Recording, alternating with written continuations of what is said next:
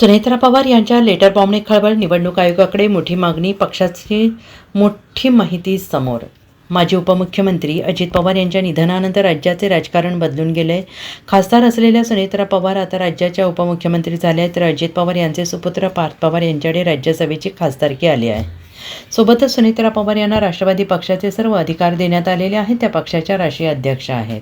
असे असताना आता राज्याच्या राजकारणात खळबळ उडवून देणारी आणि राष्ट्रवादीच्या बड्या नेत्यांना धक्का देणारी माहिती समोर येते.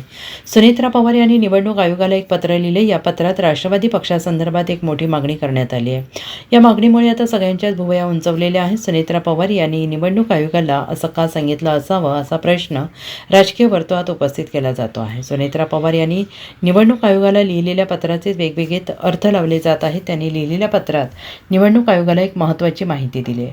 28 जानेवारी 2026 रोजी नंतर पक्षाने केलेला कुठलाही पत्रव्यवहार वैध मानू नये, अशी विनंती सुनेत्रा पवार यांनी निवडणूक आयोगाकडे केलेली आहे. अजित पवार यांचा 28 जानेवारी 2026 रोजी विमान अपघात झाला होता. म्हणजेच अजित पवार यांच्या निधनानंतर पक्षाने आत्तापर्यंत केलेला कोणताही पत्रव्यवहार अवैध मानावा, अशी विनंती सुनेत्रा पवार यांनी निवडणूक आयोगाकडे केलेली आहे.